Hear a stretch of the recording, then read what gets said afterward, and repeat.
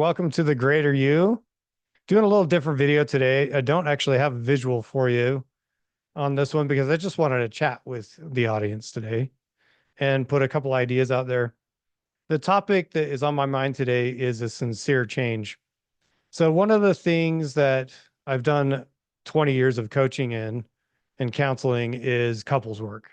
I've worked with a lot of husbands and wives and partners and life partners and boyfriends and girlfriends, people that are in all kinds of different types of relationships over the years. And it's really interesting. People can build up quite a bit of baggage, obviously, as the years go on.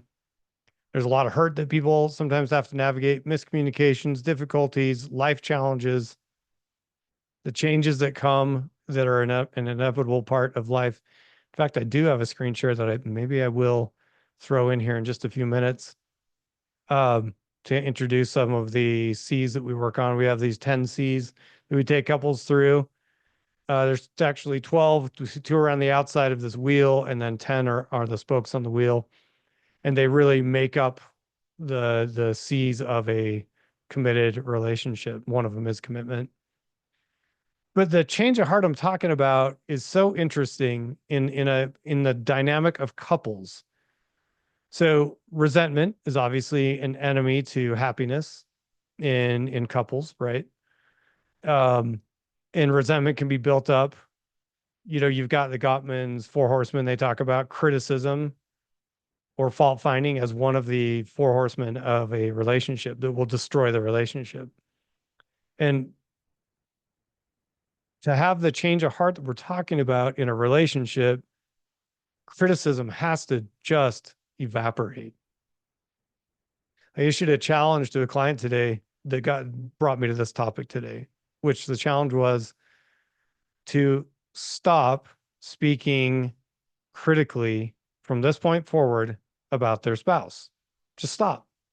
Anytime you catch yourself wanting to say some nitpicky thing or fault finding them to them, or even out loud to yourself, and especially to friends or family, like that's so a no-fly zone. I'm going to just say that right now. If you would like to destroy your relationship, talk negatively about your person to other people. That's just going to wreck it. That will crash it on the rocks of destruction. The change of heart can't happen in that environment. This change that has to happen for couples to be able to heal their relationships is twofold. You have to change individually, where you're able to truly let go of the resentment and the hurt and the frustrations and the criticisms that you've built up in your mind about your person. So you've got to let go individually and really, really do that deep work within yourself. Otherwise, any behavioral changes that you make are going to be suspicious to your partner. They're going to be like, what's going on here? It's going to feel inauthentic. It's going to feel forced. And then the second layer of that change that has to happen is you have to change as a couple, where you start to see the other person differently. So you're changing yourself. And then your second thing is you're changing the way you see them. A great man once said, intimacy is, you can kind of break that word up into me, you see. And I love that. I'll never forget that. One of my favorite, coaches that I learned some great coaching lessons from many years ago, taught me about that concept of intimacy, into me, you see.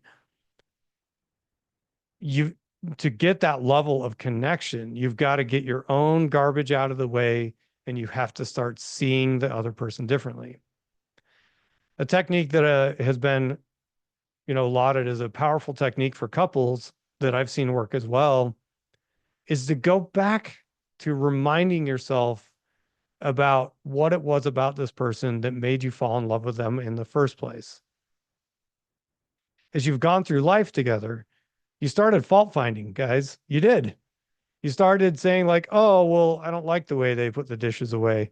That didn't bug you very bad or at all in your first year together, right? But now 10 years into it, it's bothering you. Guess who changed? You did. You started fault finding. You started nitpicking. Oh man, they make this weird noise when they chew. Well, it didn't bug you on your first 10 dates. Why does it bug you now? So I know I'm a little bit in your face about this, but that's okay because my goal is to challenge you in all of your irrational thinking. And one of the greatest things that we do that destroy our romantic relationships or even just our friendships, our close interpersonal relationships, is we fault find in the other person. Fault finding is the short way to slide into collusion. You know, read up on the arbiters, read great books like The Bonds That Make Us Free, read great books like Leadership and Self-Deception, The Choice, read The Peace Giver. That one's got more of a religious vibe to it, but it's really good. Really good. Read The Anatomy of Peace. There's a bunch of books like that that people associated with the Arbinger Institute have put out there. And they all say the same thing. If you blame and fault find, you're going to find yourself in a place that they call self-betrayal. You're going to find yourself in a collusion, and you're going to find yourself breaking your relationship and harming your relationship. So there's two changes that need to happen. You need to own your crap and change and let go of the resentment that you built up. And then you need to start changing the way you see the other person. And the way we're recommending doing that is go back to what it was you love about them. There are no perfect people on this planet. If you're in a safe relationship, it's better to stay in that relationship and repair it and improve upon it than to just think, oh, the next one will be better. Because usually in those circumstances, unless it's like an abusive relationship, then you do need to get out and get safe, right? But if it's a safe relationship, but it just needs some fine tuning, then, you know, work together, put your shoulder to the wheel, as they say, and start putting in the effort to change yourself, letting go of your resentments and all those internal negatives that you've built up, and then start changing the way you see them. It's so interesting. Human beings respond to love, generally speaking, so well that if you change the way you see a person and you start showing them genuine, sincere kindnesses and love and support again, they're going to start coming out from behind that wall of defense that they've been hiding behind. Because people just at the end of the day want to be loved. They want to feel connected and they want to be appreciated for who they are, not who you think they should be, right? Man, we just want to change other people. The only person you can ever change is the one you see in the mirror every day. And if you work on changing that person to be the best version of yourself for your partner is going to appreciate you that much more. So there's a few thoughts for you today. Just wanted to go kind of get knee to knee with you on this and talk about in that relationship department that there needs to be two layers of change. You changing individually, letting go of resentments, fault finding, and all the things that you built up inside of yourself.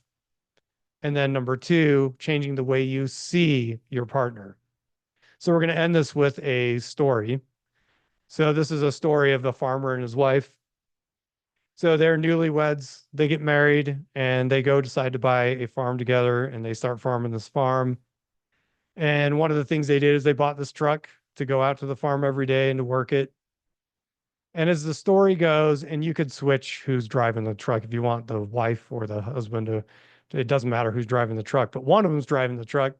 The way I heard this story, the farmer, the guy was driving the truck and he'd drive him and his wife out to the farm fields to check on the things and start the work of the day every single day.